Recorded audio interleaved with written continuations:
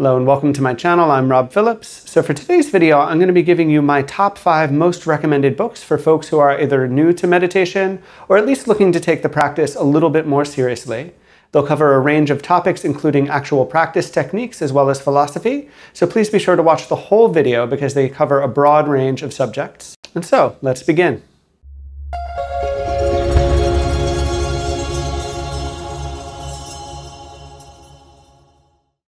So my first recommendation comes from Bhante Gunaratana, also known as Bhante G. He is a 93-year-old Sri Lankan monk who is currently teaching out of West Virginia at this time, and the book is called Mindfulness in Plain English. Now, this is always my first recommendation for new students because it's available completely free as a PDF, or of course you can also buy a physical copy as you'd like. It's free because he's a monk and he's offering the Dharma, offering the teachings free of charge so that everyone can benefit from it. So what I really like about this book is he really is true to the title. He talks about mindfulness and all the concepts related to it using very simple and direct language. There's not a lot of deeper philosophy and it's completely practical. He includes meditation instructions as well as some of the benefits and reasons why we might want to meditate in the first place. And again, because it's completely free, there's really no excuse to not check it out.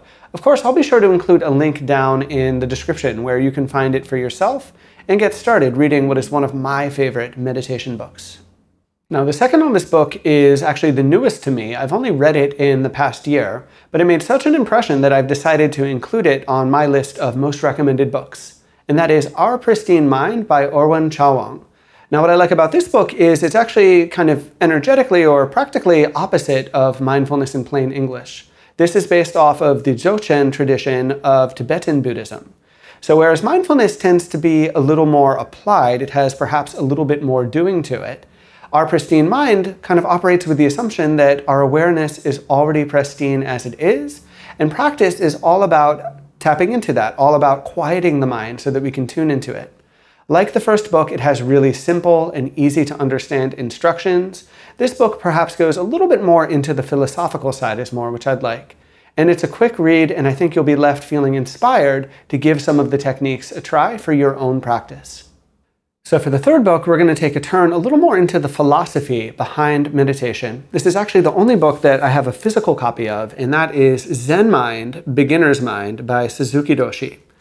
And so Suzuki Doshi was one of the first teachers from Japan to come over to America, I believe back in the 1950s, to bring the teachings of Zen and the philosophy and practices behind it. So Zen is a very, what we might call a minimalist sort of practice that is all about simply sitting in the present moment. This book is very poetic in the way that it reads. So you can read a chapter and be left feeling inspired by it.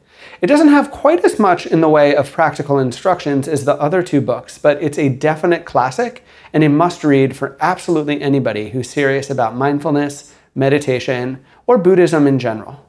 The fourth book on my recommendations list is called Who Ordered This Truckload of Dung by Ajahn Brahm.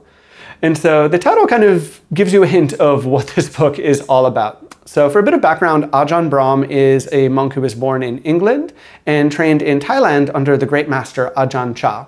He's sometimes called the Seinfeld of the Dharma for his way of relating really funny stories to meditation practice and Buddhist philosophy.